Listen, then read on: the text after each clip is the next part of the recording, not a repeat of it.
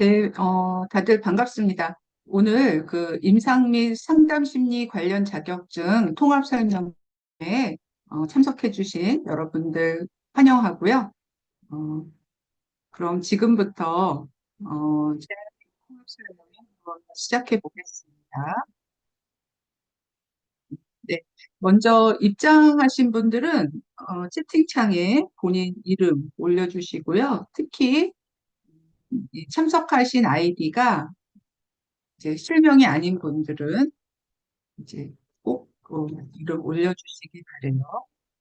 네, 저는 오늘 설명회 진행을 맡은 이경희 교수라고 합니다. 반갑습니다.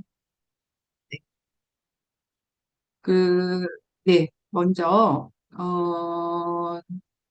오늘 이제 설명회를 주관하고 제가 대표로 있는 심리 서비스 M에 대해서 간단히 설명을 드리겠습니다. 저희 심리 서비스 M의 모토는 합격 이후까지 책임지는입니다. 네. 이제 저희가 처음 시작할 때만 해도 이제 임상심리사 2급이나 1급 상담심리사 같은 이제 그 자격증 취득에 이제 저희가 그 최대 이런 목표를 두었는데요. 이제는 이제 이수생들도 많아지고요. 저희가 이수생들 그간 하신 분들을 합하면 한 2,000분이 넘거든요, 벌써. 네, 그렇기도 하고.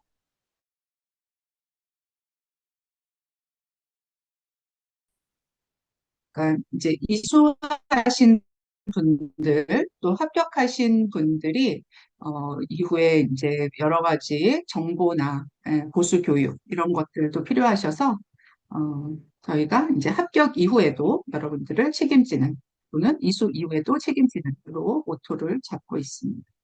저희 심리 서비스 M 소개를 간단히 드리자면요. 저희는 2000 실습 훈련 기관으로 출발을 하였습니다. 그래서 그 사이에 한 2천여 명이 응시를 했고요.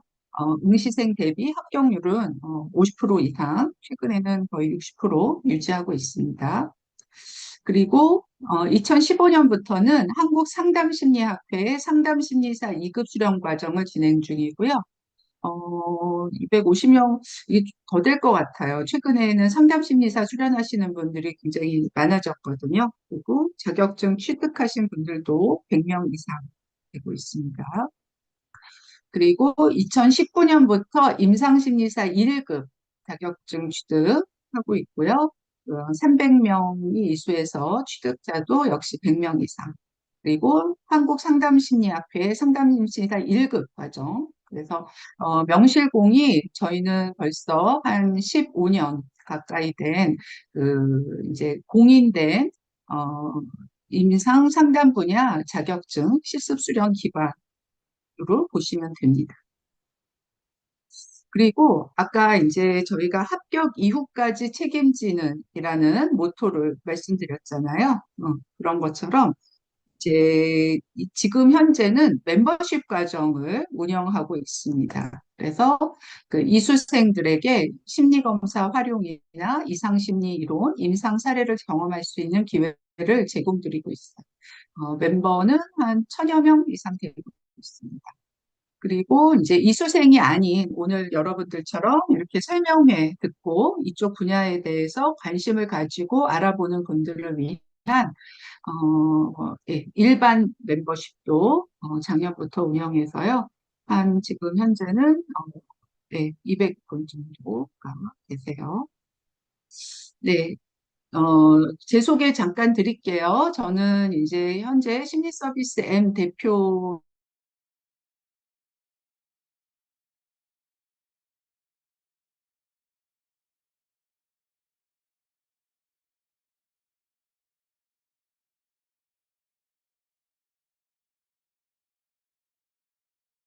속사도 잠깐 다녀왔습니다. 자격증으로는 한국상담심리학회의 상담심리사, 건강심리 전문가, 중독심리 전문가 1급을 가지고 있고요. 중독학교의 명상심리 전문가도 소유하고 있어요. 그래서 이제는 본격적으로 그 상담 및 임상 분야 자격증의 전망 및 취업 현황을 보도록 하겠습니다. 아, 소리가요. 지금 인터넷이 조금 불안정한 것 같으니까요. 제가 좀 안정적인 인터넷으로 바꿔볼게요. 음,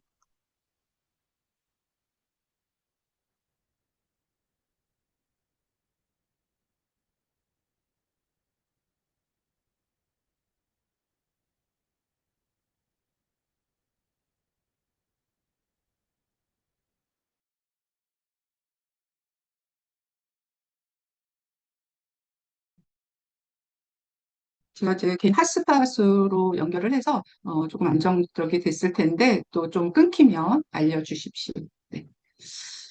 네, 먼저 임상 분야에서요, 상담 및 임상 심리사는 도대체 어떤 일을 하는 거고, 또 어떤 역할, 또 어떻게 될 수 있나에 관한 안내입니다. 그래서 상담 및 임상 심리사는 인간의 심리적 건강 및 효과적인 적응을 돕는 그런 전문가입니다. 그러니까 여러 전문가가 있죠. 여러분들이 아시는 의사도 있고 변호사도 있고 회계사도 있고 또뭐 운동 처방사, 뭐 물리치료사 이제 다양한 전문가가 있을 때 임상 심리사 혹은 상담 심리사는 인간의 심리적인 건강, 그렇죠? 이제 어떤 정서적 안정이나 또 이제 합리적인 사고 이런 그다음에 이제 효과적인 적응, 이제 매일매일 내가 나의 맡은 일을 하고 또 그 가족이나 또 어떤 친구들과 이런 원활한 대인관계를 맺는 그런 이제 적응을 돕는 이제 그런 역할을 하는 전문가다라고 보시면 되고요. 구체적으로 하는 일은 심리평가 및 심리검사. 그렇죠? 그래서 그 심리검사 도구를 활용해서 한 개인의 심리를 평가하는 일을 합니다. 예. 그래서 이제 마치 이제 여러분들이 이제 병원에서 매년 건강검진을 받으시듯이 가면 뭐 여러 가지 도구들도 있고 의사가 문진도 하고 하잖아요. 이제 그런 것처럼 이제 다양한 검사들을 가지고 현재 이제 그러니까 결국 이 검사 도구를 가지고 그 개인의 심리적 건강과 효과적인 적응 상태들을 알아보는 것이죠. 그렇죠? 그리고 이제 이렇게 파악된 그 평가된 개인에게 혹시 어떤 문제나 어려움이 있다면 개인 혹은 집단으로 상담을 하고 치료를 하는 일을 하죠. 그리고 또 혹시 조금 뭔가 완치가 어려운 그런 이제 질병, 질환이라면 이제 어떤 사회생활에 적응을 돕는 재활, 그리고 이제 심리 교육 및 자문. 그러니까 이제 저 같은 경우는 이 임상 상담 심리사의 업무 중에 교육 및 자문을 주로 하는 그런 전문가가 되겠죠. 그리고 이제 상담 및 임상심리사 자격증 취득 후 활동. 예, 그러면 이러한 상담 및 임상심리사를 하려면 어떻게 될 수 있느냐? 그러니까 자격증 취득 후 활동을 하시는데요. 이 자격증 취득에 그러니까 뭐 학위 조건이 있다든지 전공 조건이 있다든지 그렇게 되는 것입니다. 그러니까 내가 특정 자격증을 따려면 뭐 학사가 있어야 되고 석사가 있어야 되고 네. 그리고 또, 음, 뭐죠? 예, 전공. 어떤 특정 전공을 해야 되고, 또 이제 대부분 이제 어떤 실습 같은 그런 또 이제 요구되는 과정을 마쳐야 하고, 네, 그렇게 되는 것이고요. 이제 그런 내용을 갖춰서 자격증을 취득한 후 활동을 하게 되세요. 그러면 이제 그 상담 및 임상 분야의 전문가가 되려면 어떤 그 적성이나 흥미를 가지게 되실까? 네. 먼저는 분석적 사고와 의사소통 능력이 필요합니다. 네.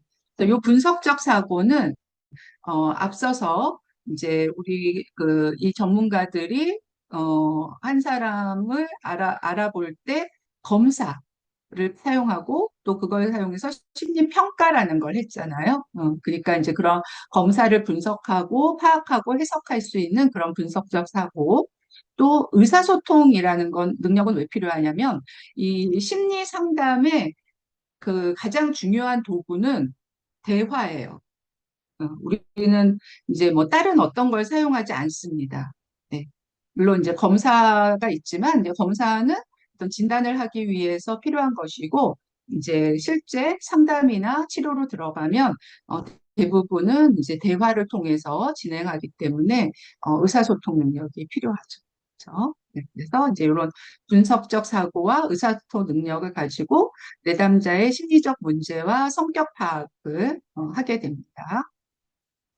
그리고 내담자에 대한 공감 및 이해 능력.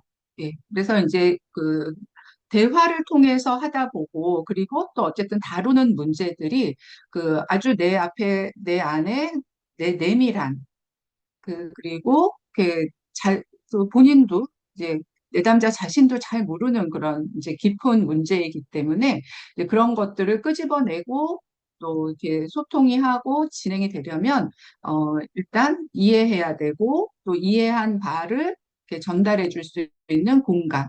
그렇죠? 그래서 내담자가 거부감을 갖지 않고 대화할 수 있는 따뜻한 마음. 그다음에 이제 그 세 번째가 이제 사실 저는 굉장히 중요하다고 생각하는데요. 내담자의 비밀 보장 및 사생활 보호 등의 윤리 의식. 예. 그래서 앞서서도 얘기했듯이 굉장히 사적이고 또 그런 내밀한 일들을 나누기 때문에 이제 그러한 것을 이제 보장하는 그런 윤리 의식이 중요합니다. 그래서 이렇게 살펴보면 사실 대단한 능력이 필요하지는 않아요. 그러니까 다른 어떤 특정 자격증에 비해서, 어, 어, 이제 준비하는 분들이 뭔가 이렇게 어떤 타고난 능력이 있어야 한다거나 아니면 많은 어떤 준비나 기술을 연마해야 된다거나, 그렇진 않습니다. 그래서 이제 많은 분들이 알아보고 계시고 또 여기 참석하신 분들도 쉽게 네, 접근이 가능하다. 그렇게 말씀드릴 수 있어요. 그러면 이제 이렇게 그 자격증을 취득한 후에 본인이 전문가로 계속 더 커 나가기 위해서 어떤 경력이 필요한가? 음, 그래서 일단은 이제 계속적인 학습이 필요하죠. 예, 그래서 뭐 심리학이나 임상심리, 상담심리 등 지속적인 공부. 그래서 저희 심리 서비스 M에서 이 멤버십 과정을 운영하고 있는 이유예요. 자격증만 따면 끝이 아니라 그 이후에도 계속 그 어떤 지속적인 보수 교육이 필요하고요. 그 다음에는 이제 경력 쌓기.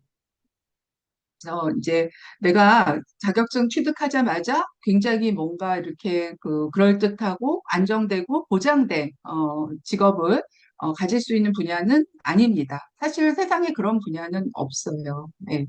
뭐 그리고 제가 대학 때 그게 몇 년 전인가요, 벌써? 그때만 해도 뭐 좀 그런 세상일 수 있지만 점점 더 그런 기회는 줄어가고 있죠. 그래서 좀 눈높이를 낮추어서 파트타임이나 또 어떤 봉사활동이나 그래서 어쨌든 현장을 경험할 수 있는 기회를 많이 쌓으시는 것이 뭐 조금 풀타임이나 또 이제 더 나은 직장, 직업, 뭐 이제 그 포지션으로 갈 수 있는 그런 기회고요.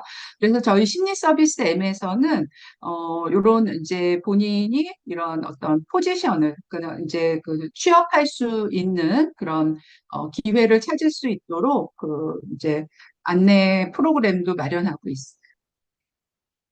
그리고 뭐 필요하다면 추가 자격, 그러니까 본인이 일단 취득한 자격보다 조금 더 상위의 자격증을 준비하고 또 이제 그러기 위해서 뭐 대학원, 석사, 박사 진학도 필요할 수 있고 조금 더 이제 뭔가 이렇게 좀 난이도가 높은 그런 자격증을 취득할 수도 있습니다.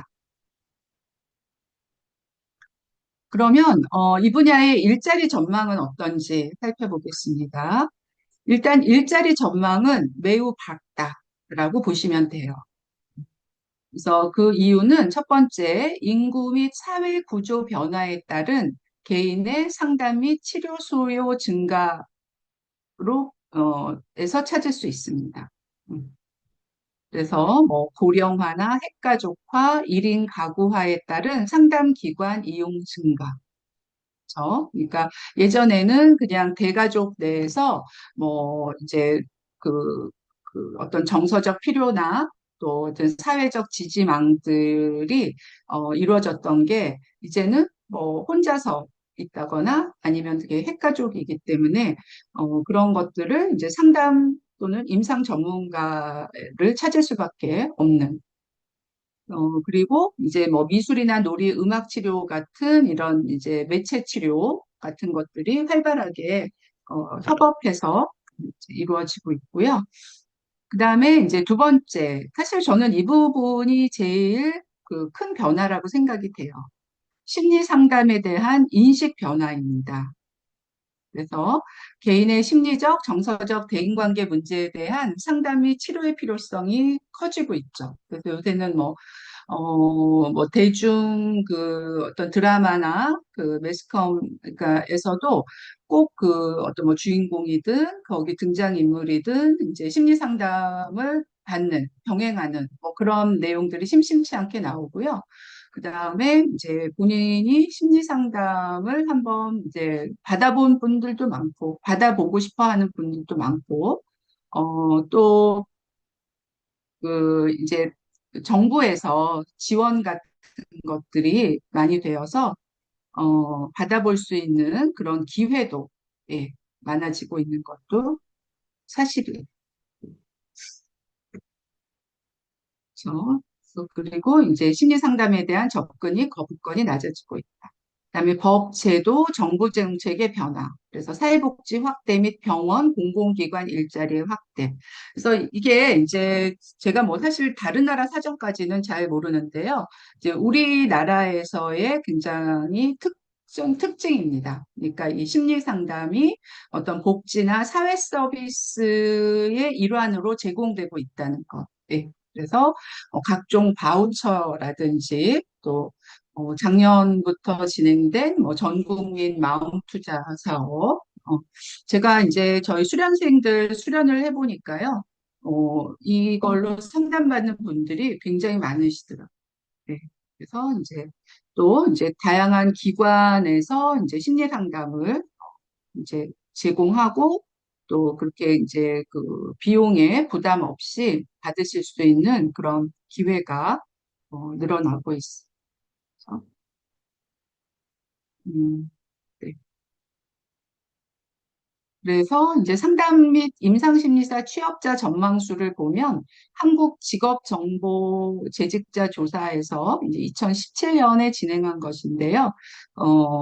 다소 증가로 이쪽 상담 및 임상심리 분야를 보았는데, 저는 지금 현재는 굉장히 증가로 바뀌지 않았을까 싶습니다. 그리고 한국산업인력공단에서 2021년에 한 연구 조사를 보면 우대받는 국가기술 자격으로 서비스 분야에서 임상심리사 2급이 거의 60%에 가까운 그런 선호도를 받았습니다. 이건 이제 같은 내용이고요. 그러면 취업 현황을 이제 좀 살펴보면요. 그 성별로 보면 여성이 압도적으로 많습니다. 그래서 한 8대 2, 4대 1 정도 이제 많고요. 근데 제가 이렇게 좀 경험하는 바로는 남성들이 점점 더 많아지고 있다는 걸 느끼게 돼요. 그다음에 연령은 골라요. 연령별 분포는 그 특정 어떤 연령, 그러니까 특히 뭐 젊은 분들만 하는 게 아니라 20대, 30대, 40대, 뭐 50대, 60대 이상까지. 그래서 최근에 저희 그 임상심의사 1급을 이제 이수하신 분이 70대 중반이시더라고요. 네. 그런 분도 굉장히 의욕적으로 진행하고 계세요. 그리고 이제 학력을 보면 대학원졸 이상이 한 56%, 대졸이 33% 해서 대졸 이상 학력이 많은데, 사실은 이제 이쪽 분야의 자격증은 학력 기준이, 대학 그 학사 자격이 있어야 이제 시험에 응시할 수 있도록 했기 때문에, 기본적으로 이제 대졸이나 또 전문대졸까지가 최하 학력이고요. 근데 왜 대졸보다 대학원졸 이상이 많은 이유는 대학원을 졸업해야만 이쪽 분야에서 이제 활동할 수 있는 게 아니고, 이제 보통은 이제 이 상담 및 임상 분야를 학생교육의 차원에서 접근을 하시거든요. 여러분들도 사실 마찬가지죠. 그러니까 내가 다른 전공을 하고 또 다른 일을 하시고 계시면서 뭔가 이 분야에 흥미를 느끼거나 또 어떤 이제 그뭐 제2의 인생 은퇴 후를 준비하시면서 이쪽 분야를 알아보셔서, 그러니까 그때는 내가 다시 대학에 가기보다는 대학원을 진학하는 비율이 높기 때문이에요. 그리고 임금을 보면 보통 이제 그 사회의 최저임금보다 약간 높은 수준으로 보시면 돼요. 그래서 고소득 직종은 아닙니다. 예, 만약 고소득을 기대하고 계신다면 여러분들의 기대를 빨리 바꾸셔야 해요. 그래서 보통 이때가 이제 2017년이니까 2017년이니까 지금은 이거보다는 많이 높아졌죠. 제가 생각하기에는 한 300에서 500 정도 수준으로 보고요. 예. 그리고 또 하나는 그 그렇게 그 뭐죠? 임금의 차가 크지 않습니다. 예. 그러니까 뭐 많이 받는 사람은 뭐 엄청 억대를 받고 아닌 사람은 뭐 그렇지 않아요. 예. 그러니까 고소득 직종도 아니지만 그렇다 이제 그 좀 골고루, 예. 그러니까 그렇게 큰 소득 차를 보이는 업종도 아니다. 그러니까 여러분들이 뭐 그 어느 정도 이 분야에서 요구하는 자격을 갖추고 계시면, 네, 이 업계에 이제 평균 이제 임금을 받을 수 있는 그런 안정감을 누리실 수 있다. 이렇게 알려드릴 수 있죠. 네, 뭐 취업 현황은 아까도 언뜻 이제 공공시설이나 사회복지 그래서 이제 그런 차원에서 사회 서비스 차원에서 일을 하신다고 그랬잖아요. 그래서 뭐 청소년 상담 기관, 그러니까 뭐 한국 청소년 상담복지센터, 시도 청소년 지원센터, 청소년 수련관, 죠? 그다음에 이제 교육기관, 그래서 뭐 대학교 상담실, 학원 상담실, 중고등학교 상담실, 그리고 상담 및 심리치료기관으로는 이제 사설 상담소나 뭐 이제 의료기관, 보건소, 또 이제 사회시설로는 소년보호기관이나 사회복지기관, 교도소, 재활원 등도 있고요. 그다음에 이제 기업체는 기업부설상담소나 직업상담소, 기업연수원. 네, 그래서 그 상당히 다양하고 많은 분야의 임상 및 상담 심리 전문가가 활동하고 또 꼭 이 전문가로 활동하는 것은 아니어도 그 분야의 일을 하시면서 이쪽의 지식과 기술이 굉장히 큰 도움을 받으실 수 있어요. 네, 요거는 뭐 앞에서 말씀드린 거랑 거의 비슷하고요. 그래서 뭐 잠깐 보자면 정부 기관으로는 군, 경찰서, 소방서, 뭐 교정기관, 보건소, 그다음 병원은 정신건강의학과, 신경과, 재활의학과, 사회시설은 사회복지관, 노인복지시설, 아동 관련 시설, 장애인 단체 등. 그다음에 청소년 관련 기관은 학교 교육지원청, 청소년 상담복지센터, 청소년 수련관, 또 일반 기업 및 그 개인이 이제 이렇게 어, 개업한 그런 기관 많이 있습니다. 그래서 현재까지는 아무래도 이쪽의 수요가 청소년에 많았어요. 하지만 역시 이제 우리나라가 지금 어, 뭐죠? 출생률이 낮아지고 있잖아요. 그래서 이제 이런 아동 청소년을 대상으로 한 그쪽 분야는 점점 이렇게 이제 줄어들고 있는 것도 사실입니다. 그래서 앞으로는 제가 보기에는 중장년이나 노인 쪽 수요가 훨씬 많아질 것 같아요. 네. 그래서,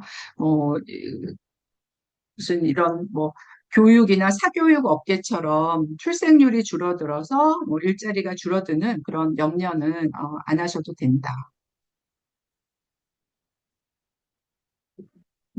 네, 그런 생각이 들고요. 네, 요거는 뭐 영역별 심리 검사인데 뭐 요거는 뭐 그다음에 이제 상담 및 임상 심리사 자격증에 대해서 어, 한번 살펴보겠습니다. 이쪽 자격증은 국가 자격증과 민간 자격증이 있어요. 근데 그 민간 자격증은 사실 뭐 몇백 개? 거의 뭐 몇천 개라고 해도 될 만큼 어마어마하게 많거든요. 그러면 제가 여기에 이렇게 뽑아놓은 자격증들의 특징은 뭐냐? 공인 자격증입니다. 공인. 그래서 이 공인의 의미는 여러분들이 자격증을 취득해서 취업하고자 하실 때 특히 이런 공공기관, 정부기관에서 응시 자격으로 명시된 자격증이에요. 그래서 이제 뭐 일례로 청소년 사회복지센터에서 뭐 이제 그 상담 인력을 뽑는다 할 때 응시할 수 있는 자격으로 리스트에 올라 있는 자격증들. 네. 그런 걸 이제 공인 자격증이라고 이제 제가 이름 붙였어요. 네. 할 수 있고 뭐 거기에 플러스해서 뭐 경력 같은 거를 요구하는 곳도 있죠. 그래서 크게 이제 국가 자격증과 민간 자격증으로 나뉘는데요. 국가 자격증에서 이제 여러분들과 제일 가깝고 또 제일 여러분들이 관심이 있을 자격증은 여기 한국산업인력공단에서 하는 임상심리사 자격증입니다. 그래서 요거는 어, 2급, 1급이 있고요. 그래서 요거는 이제 사실 이제 저는 이제 이 전체 자격증 중에서 임상심리사 2급을 가장 가성비가 높은 자격증으로 뽑아요. 그러니까 여러분들이 가장 적은 투자로 큰 효과를 얻을 수 있는 자격증이다. 그래서 이제 그 이유는 제가 이제 2부에 저희 2부에 임상심리사 2급에서 자세히 안내 드릴 것이기 때문에 네, 그때 이제 더 자세히 들어보시면 될 것 같고요. 그 다음에 이제 그 청소년 상담사도 이제 이렇게 이제 좀 평생 교육으로 접근하시는 분들이 많이 하시는 자격증입니다. 네. 이거는 이제 3급, 2급, 1급이 있는데, 3급은 사실 거의 이렇게 효용 가치는 없고요. 2급이 제일, 이제 그 유용합니다. 1급은 이제 박사 학위가 있어야 되기 때문에 그렇게 많은 분들이 하지는 않아요. 오히려 임상심리사 1급은 점점 더 많이 하고 있는 추세이죠. 좀 대중화되어가는 추세입니다. 음. 그리고 이제 전문 상담 교사는 이거는 말 그대로 교사예요, 교사. 학교 교사. 네, 근데 과목이 상담이고, 요거는 이제 임용고시. 네, 아시죠? 그러니까 내가 사범대학이나 뭐 교직을 이수하고, 나라에서 이제 주관하는 임용고시를 합격해야만 되는 거기 때문에, 쉽지 않죠. 네, 그렇죠? 그리고 이제 정신보건 임상심리사 같은 경우는 이제 보건복지부 주관인데요. 이거는 사실 이제 처음에 이 분야 알아보시면서 되게 관심 있어 하시고 또, 저거 이렇게 또 이렇게 뭐 뭔가 이렇게 선망하는 그런 자격증이긴 하지만, 사실 이제 여기에 참여하신 분들과는 거리가 있습니다. 네. 그래서 일단은 요구하는 자격 기준도 까다롭고 또 실습 수련을 해야 되는데 그 수련 기관이 병원이나 네, 이제 이런 곳이어서 실습 수련생으로 들어가기도 만만치 않아요.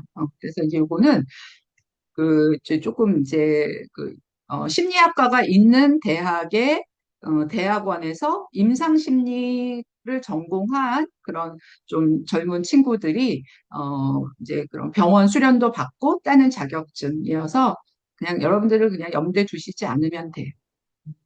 뭐 이제 직업 상담사나 사회복지사, 사회복지사는 사실 뭐 임상 상담 관련 자격증이라고 보기는 어렵지만 조금 하는 일이 많이 중첩되어 있어서 이제 사회복지사를 하시면서 이쪽 공부를 하시는 분들도 많고요.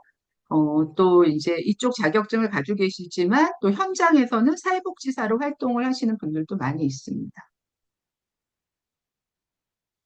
직업상담사는 여기서 유일하게 고등학교 저기 그 학력이면 예, 하실 수 있는데 그래서 비교적 좀 쉬워요. 예. 그리고 이제 민간 자격증으로는 한국 상담심리학회 상담심리사, 한국 상담학회 전문 상담사 요 두 개가 있고 이 두 자격증은 상당히 비슷해요. 예, 뭐, 이제 자격 요건이나 뭐 하는 수련 내용이나 또 자격증을 따서 하는 활동, 그러니까 이 업계에서 인정하는 정도가 비슷해서 굳이 두 개를 다 하실 필요는 없어요. 간혹 막 두 개를 하시는 분도 계시니까 하는데 그럴 필요는 없고 이제 둘 중에 하나만 하시면 되는데 아무래도 한국 상담심리학회 상담심리사가 전통도 오래되고 또 이제 뭐 수련 감독자도 훨씬 더 많고 하기 때문에 더 이제 조금 인정되는 그런 추세입니다. 그래요. 제가 그 일부 설명은 이렇게 마쳤는데요. 아마 여러분들이 좀 질문이 많이 계실 것 같아요. 그래서 질문 좀 올려주시고, 그리고 지금 입장하셨는데 그 아이디가 실명이 아닌 분들은 채팅창에 실명을 좀 올려주시면 감사하겠습니다.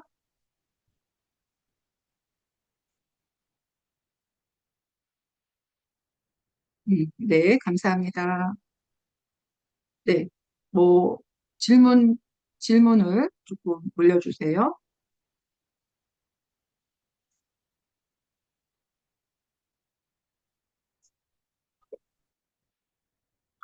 네, 청소년 상담사를 제외하고는 다 학사가 있어야 가능한 걸까요? 아, 그, 학사가 없어도 되는 거는 직업 상담사밖에 없고요. 청소년 상담사도 학사 혹은 석사가 있으셔야 돼요. 네, 그러니까 최소 학사 이상. 여기서 학사는 4년제. 를 말하고요. 근데 요즘에 요 4년제 학사 학위를 취득할 수 있는 방법이 굉장히 다양해졌어요. 뭐 일례로 독학사라는 것도 있고요. 그다음에 학점은행제를 통해서 하실 수도 있고요. 그다음에 뭐 사이버 대학 같은데 편입을 하실 수도 있어서 요 학사 자격에 크게 부담을 느끼지 않으셔도 될 것 같아요. 뭐 석사는 조금 다르지만. 네.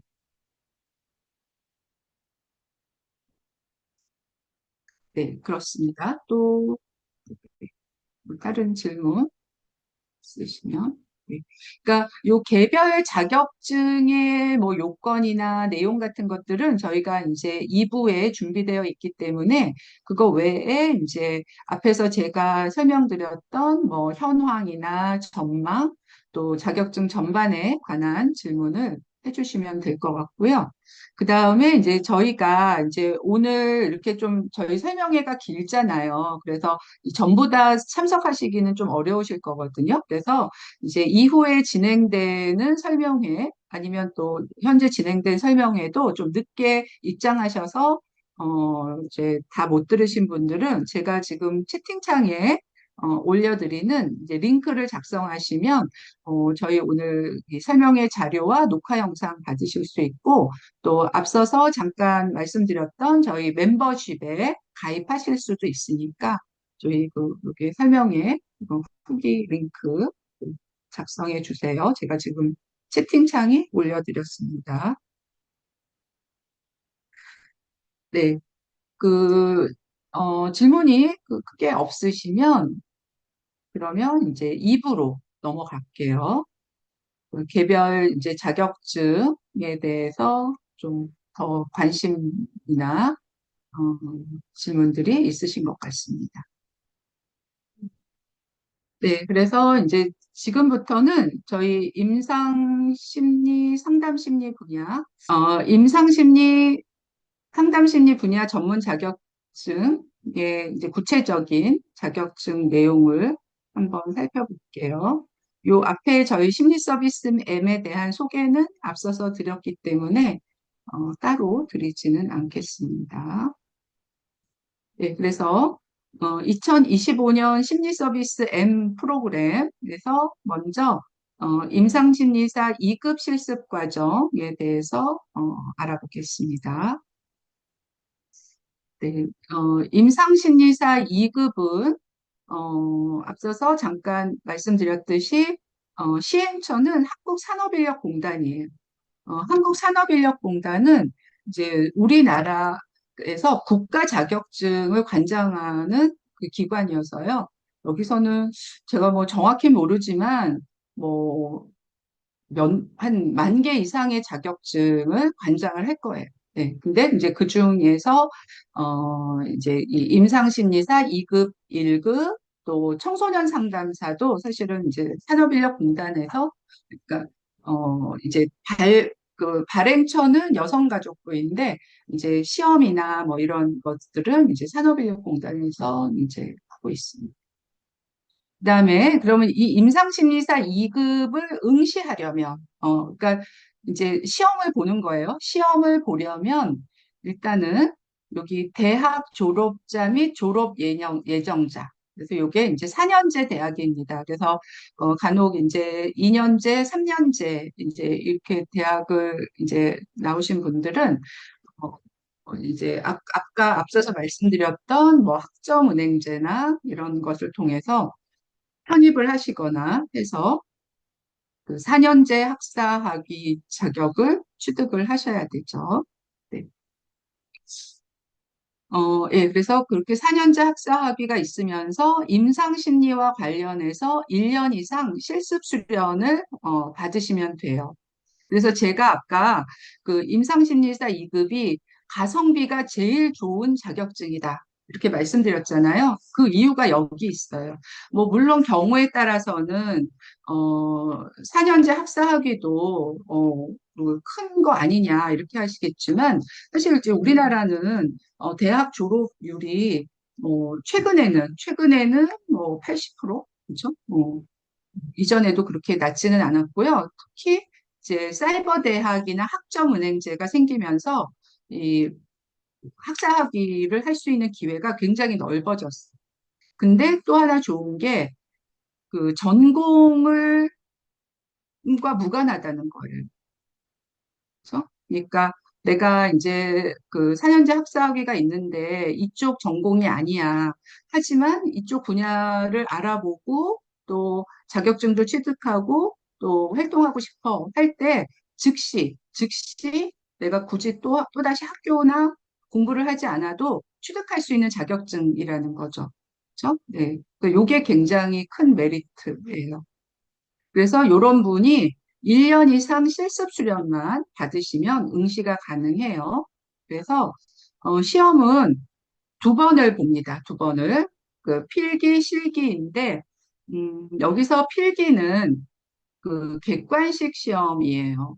그러니까 사지선다형의 객관식, 실기는 주관식이어서 뭐 단답형도 있고 기술형도 있고 그렇습니다. 그래서 필기 시험은 심리학 개론, 이상심리학, 심리검사, 임상심리학, 심리상담. 네, 이렇게 다섯 과목을 각 20문제씩 100문제를 보고, 매 과목 평균 60점 이상이고, 그 각 과목이 40점 아래로 떨어지지 않으면, 합격을 하시게 돼요.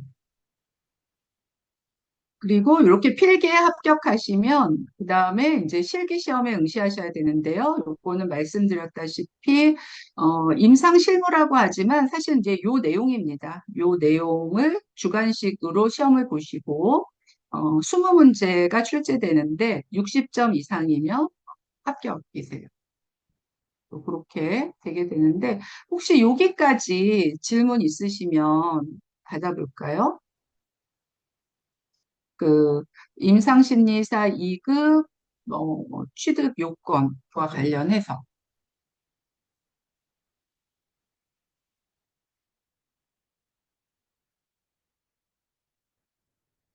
음, 음. 아니 3시간이나 보는 게 아니라요. 시험 시간을 3시간 줘요. 그러니까 여기서 어, 절반이 지나가면 나가셔도 돼요. 그러니까 3시간이면 180분이죠. 그러니까 90분, 1시간 반 지나면 다 적었으면 나가면 됩니다. 요 난이도 관련해서는 조금 이따 그 합격률 관련해서 어, 말씀드릴 수 있을 것 같아요.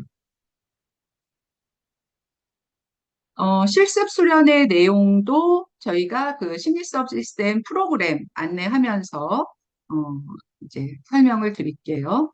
네, 그러면 여기 아까 우리 이은미 선생님이 질문하신 그 질문에 답할 수 있는 것으로 한번 가보죠. 일단, 여기 합격률은 실기 시험의 합격률입니다. 그래서 그냥 전체적으로 보면 필기의 합격률은 거의 90% 정도까지 된다고 보시면 돼요. 음, 높죠? 그 이유는, 그러니까 이제 사지선다형인데 이미 그동안 출제된 것에서 이렇게 이제 문제 뱅크식으로 출제가 돼요.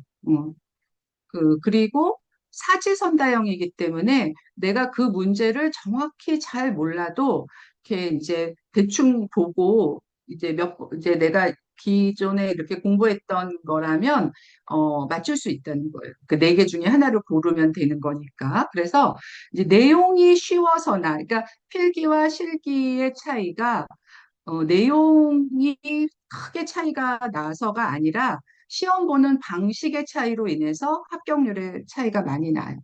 근데 이제 실기는 여기 보시면, 음, 그러니까 이제 뭐죠? 선이 합격률인데요. 합격률이 요쪽이에요.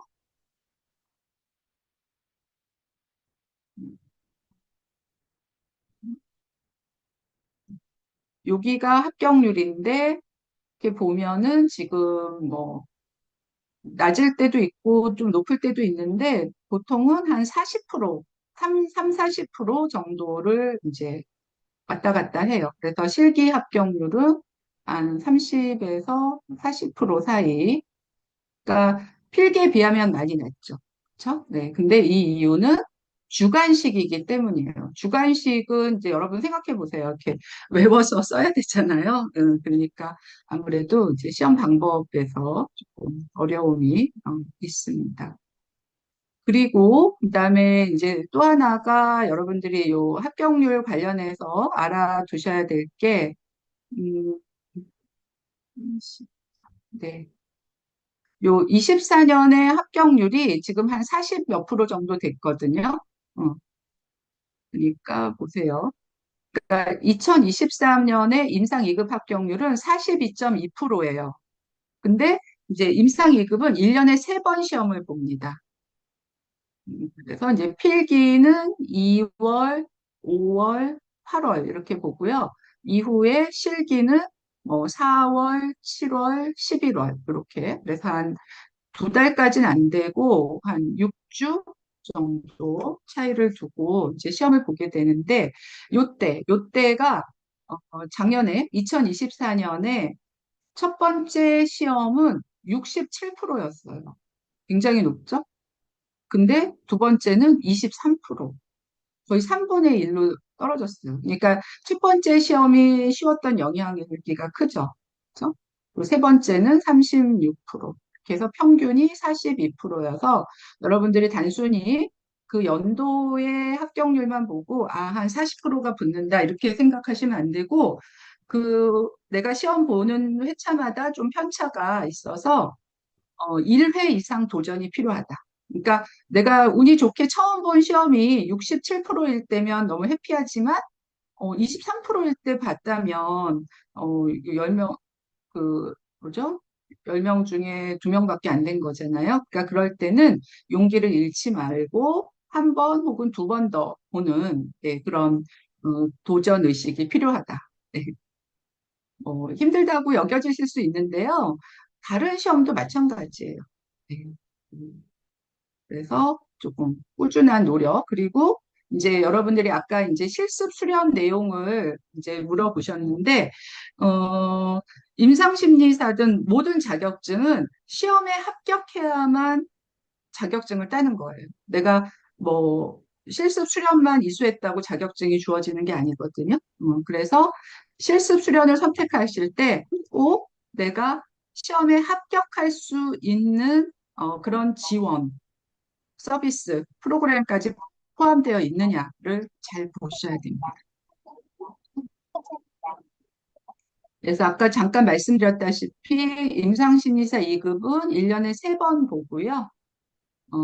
그래서 필기가 2월, 5월, 8월, 그다음에 이제 실기는 4월, 7월, 11월 이렇게 봅니다.